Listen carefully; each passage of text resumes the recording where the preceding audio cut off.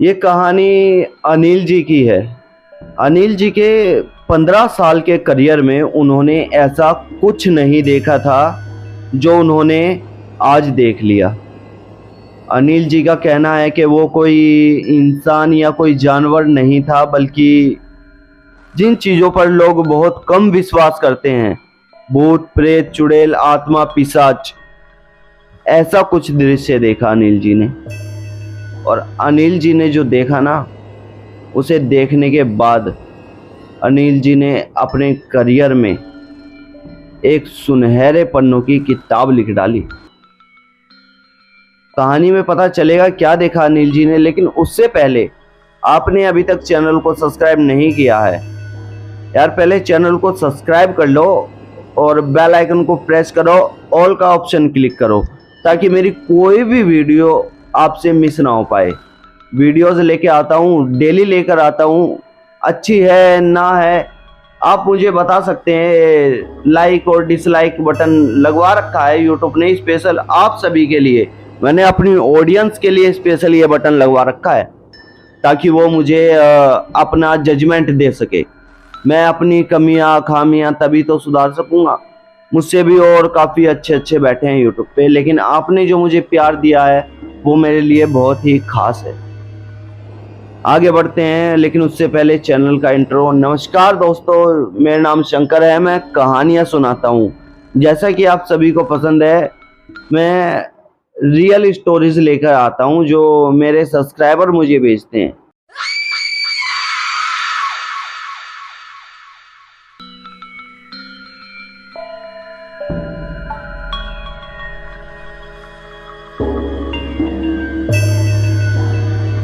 आज ये स्टोरी मुझे आंचल ने भेजी है, जो अनिल जी की लड़की हैं।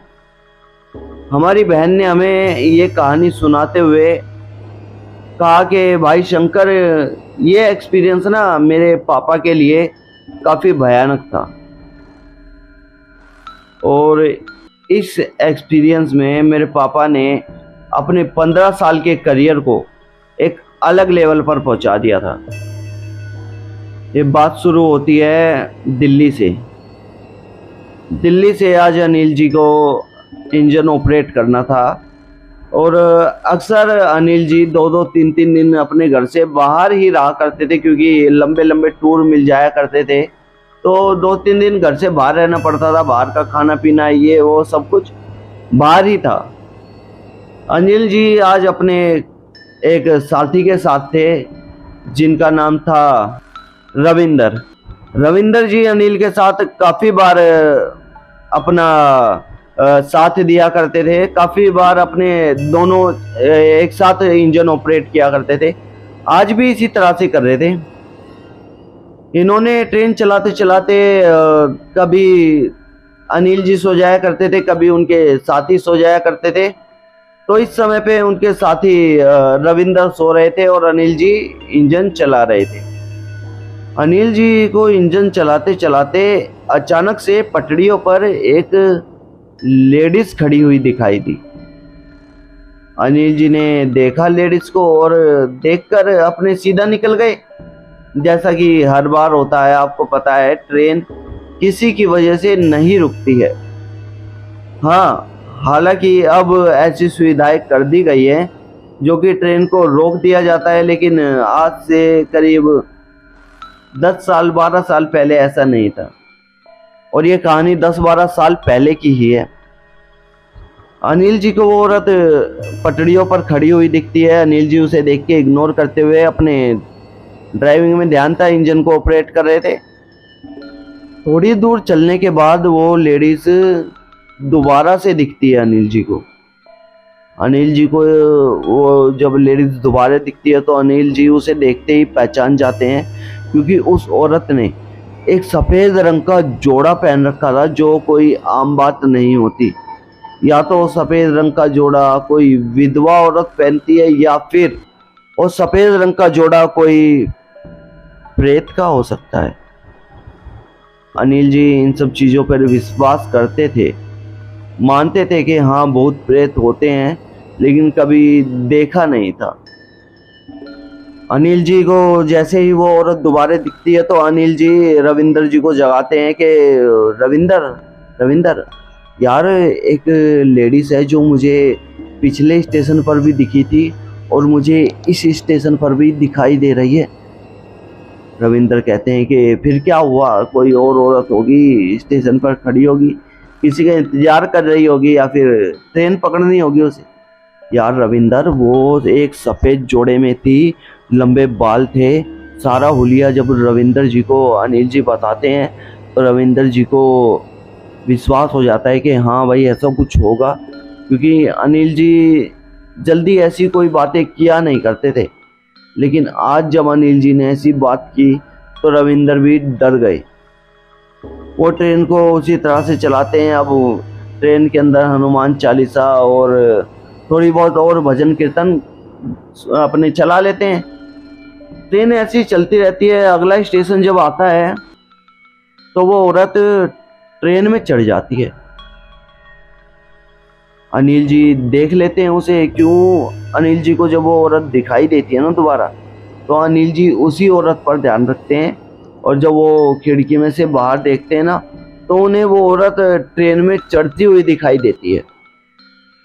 अनिल जी अब कंफ्यूज थे कि ये औरत अब ट्रेन में क्यों चढ़ गई है और क्या इसका मकसद है और क्या करना चाहती है ये। वो औरत ट्रेन में चढ़ गई तो अनिल जी डब्बा चलाते चलाते उन्होंने कहा कि मैं एक बार जाकर देखना चाहता हूँ कि वो औरत कौन है, क्या है, क्यों आई है, क्या चाहिए उसे, आखिर वो 3 स्टेशनों से मुझे क्यों दिखाई दे रही है। और कोई इतना तेज नहीं हो सकता यार जो कि ट्रेन से ज़्यादा तेज चल के अगले स्टेशन पर पहुंच जाए ट्रेन पकड़ने के लिए। रविंदर जी अनिल को कहते हैं कि अभी टीटी को हम कह देते हैं, वो जाकर देख लेगा कि क्या है, कौन है। अगर तुम किसी ऐसी औरत का जिक्र कर रहे हो कि चढ़ी है तो टीटी देख लेगा और हमें बता देगा, इन्फॉर्म कर देगा। अनिल जी कहते हैं रविंदर से कि नहीं, मैं खुद जाकर देखना चाहता हूँ कि ये क्या है और ट्रेन में क्यों चढ़ी है। रविंदर जी कहते हैं चल ठीक है, मैं ट्रेन ऑपरेट करता हूँ, तुम एक बार जाकर देखिए आओ, तुम्हारे अगर मन का वहम है तो। अनिल जी अगले स्टेशन पर उतर जाते हैं और डब्बों में घूमने लगते हैं। तो चलते चलते जैसे ही 6-7 डब्बे पार होते हैं तो उन्हें वो औरत एक सीट पर बिठाई देती है। उस औरत ने सफ़ेद रंग की साड़ी पहनी हुई थी और अपना मुंह ढका हुआ था। ट्रेन में अधिकतर आदमी सो रहे थे, रात का समय था, लेकिन वो अकेली औरत जग रही थी उस पूरे डब्बे में। अनिल जी उस औरत को देख के बिना उसे टोके हुए आगे तो निकल जाते हैं, लेकिन अनिल जी के मन में अभी भी एक सवाल था कि औरत इस ट्रेन में क्या कर रही है। और ये जब पिछले स्टेशन पे चढ़ी, ना कोई इसके साथ है और ना ये औरत कोई सामान लेके चढ़ी है। ये औरत जाना कहाँ चाहती है और इसके पास टिकट है भी या नहीं है, या ये औरत है भी। अनिल जी उसे देखकर आगे बढ़ जाते हैं और दोबारा से जानबूझकर आगे से वापस आते हुए उस औरत को देखते हैं। इस बार जब उस औरत को अनिल जी देखते हैं तो उसने अपने सारे बाल पीछे करके यहाँ पर एक जूड़ा बांध रखा था।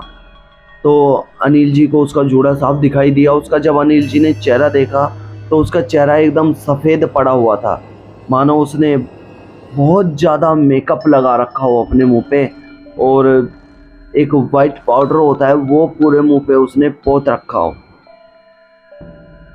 अजीब बात तो ये थी कि डब्बे में कोई भी आदमी जग नहीं रहा था।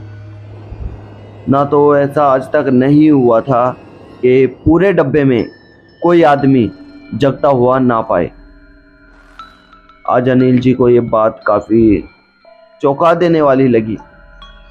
अनिल जी वापस जाते हैं डब्बे में, अपने सारा काम करते हैं। 2 दिन की ये ट्रिप थी, 2 दिन बाद घर वापस आ जाते हैं। घर आने के बाद अनिल जी की अचानक से तबीयत खराब हो जाती है। तबीयत खराब तो क्या कहूँ, अनिल जी इस तरह से बीमार पड़ जाते हैं जिस तरह से अनिल जी अपना मानो आपा ही खो बैठे थे। अनिल जी अब ना ही किसी को ये बता सकते थे कि ऐसा ऐसा हुआ है, घर वाले भी डर जाते। और अनिल जी अब गोली दवाइयों का असर भी नहीं हो रहा था, ठीक भी नहीं हो रहे थे। एक समय उनकी बेटी आंचल अनिल जी के पास बैठी हुई थी, तो उन्होंने पूछा कि पापा एक अचानक से तुम्हें ये क्या हो गया, अचानक से कैसे इतने ज़्यादा बीमार पड़ गए हो, क्या हुआ है आखिर आपके साथ ऐसा। अनिल जी आंचल को बोलते हैं, अपनी बेटी को बोलते हैं कि बेटा तुम मेरी बात पे विश्वास करोगी। पापा क्यों नहीं, तुम्हारी बातों पर हम विश्वास नहीं करेंगे तो कौन करेगा, तुम एक बार हमें बताओ तो सही। अनिल जी आंचल से कहते हैं कि जब इस बार मैं ट्रेन पे गया था ना, तो मैंने एक लेडीज को देखा जिसने सफ़ेद रंग की साड़ी पहन रखी थी, और 2 स्टेशनों पर वो मुझे दिखाई दी। तीसरे स्टेशन पर वो ट्रेन में चढ़ गई, और मुझे ये समझ नहीं आ रहा 2 स्टेशन वो औरत भागती भागती किस तरह से ट्रेन से पहले अगले स्टेशन पर पहुंच सकती है। आंचल इस बात को सुनकर शॉक्ड रह गई थी, क्योंकि आज से पहले अनिल जी ने ऐसी कोई बात अपने घर में की नहीं थी। आंचल अपने पापा से कहती है कि पापा कोई बात नहीं, आप आराम करो, क्या पता आपको गलतफहमी हुई हो, लेकिन मैं ऐसा नहीं है कि आपकी बात पर विश्वास नहीं कर रही, मुझे विश्वास है, लेकिन आप जितना आराम करोगे ना उतना ही आपके लिए ठीक है। आंचल वहाँ से गोली दवाइयाँ देकर चली जाती है, लेकिन अनिल जी की तबीयत में कोई सुधार नहीं आ रहा था। अनिल जी को महीना भर हो चुका था इस हालत में। अनिल जी को ये समझ नहीं आ रहा था कि ये मेरे साथ क्या हो रहा है, क्या नहीं, क्या करूं मैं। लेकिन अनिल जी इस बात पे भी डटे हुए थे कि मैं भगवानों को मानता हूँ, इतनी पूजा पाठ करता हूँ, तो मेरे साथ ऐसा कुछ गलत नहीं होगा जो कि पैरानॉर्मल हो। अनिल जी इसी बात को लेकर अपनी दवाइयाँ लेते रहे, हॉस्पिटल जाते रहे। एक बार अनिल जी हॉस्पिटल में ही थे। अनिल जी को हॉस्पिटल में जिस बेड पे अनिल जी लेटे हुए थे उसके साइड वाले बेड पर एक आदमी लेटा हुआ था। तो उन्होंने अनिल जी से कहा कि आप हॉस्पिटल तो आ रहे हैं, लेकिन आपके जो बीमारी है ना, जो आपके ऊपर है, वो हॉस्पिटल की दवाइयों से ठीक नहीं होगा। अनिल जी कहते हैं कि आपका क्या मतलब है कि दवाइयों से ठीक नहीं होगा, क्या हुआ। वो आदमी अनिल जी को बताता है कि आपके ऊपर एक बुरी आत्मा का साया है। आत्मा का साया, ये क्या कह रहे हो तुम, मुझे कुछ समझ नहीं आ रहा। आपको कोई लेडीज दिखी थी। अनिल जी को ये समझ नहीं आ रहा था कि इस आदमी को ये सारी बातें कैसे पता है, कहीं आंचल ने तो इन्हें सब कुछ नहीं बता दिया है। आंचल जब अनिल जी के पास आती है तो अनिल जी आंचल से पूछते हैं कि बेटा तुमने इन्हें कुछ बताया है क्या, वो ट्रेन वाला किस्सा। आंचल कहती है कि पापा नहीं, मैं इन्हें क्यों बताऊंगी, मैं तो जानती भी नहीं हूँ। अनिल जी दोबारा से उस आदमी के पास जाते हैं और सारी बात पूछते हैं कि क्या हुआ, क्या आप कौन हो, कैसे। वो आदमी उन्हें बताता है कि मैं पैरानॉर्मल चीज़ों पर रिसर्च करता हूँ, मैं एक मान लो बाबा भी हूँ और एक डॉक्टर भी हूँ। अनिल जी कहते हैं कि बताओ, जो आप मुझे बात बता रहे थे वो पूरी करो। वो आदमी क्या कहूँ, उनका नाम विक्रम था।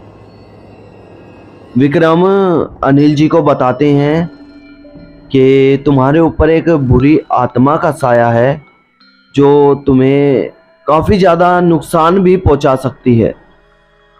अनिल जी कहते हैं कि बताओ क्या है ये, क्यों हुआ है, कैसे हुआ है। विक्रम जी कहते हैं कि अब आप बताओ मुझे कि आपको कोई औरत दिखी थी जो अजीब सी थी। अनिल जी विक्रम को सारा किस्सा बता देते हैं कि ऐसे ऐसे हुआ था, ये बात है।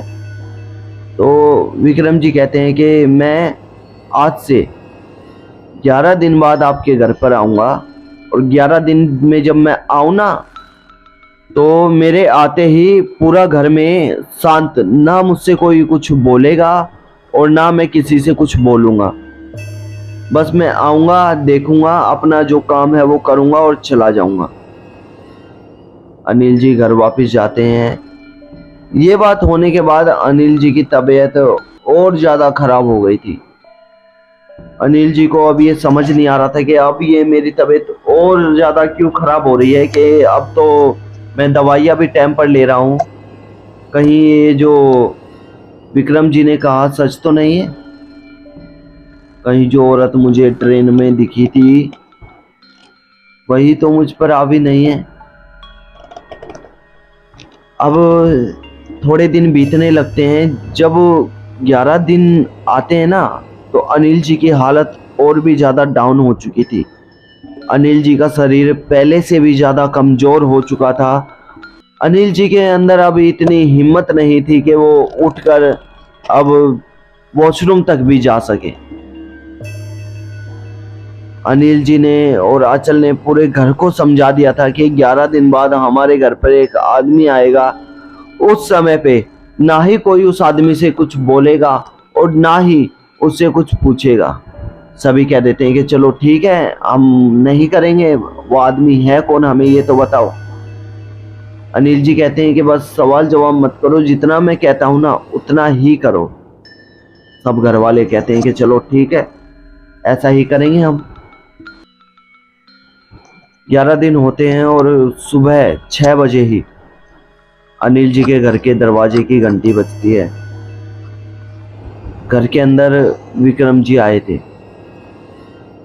विक्रम जी के हाथ में एक लोटा था जिसके अंदर पानी था। विक्रम जी लोटे में से थोड़ा पानी हाथ में लेते हैं और पूरे घर में इस तरह से छिड़कते हुए चलते हैं।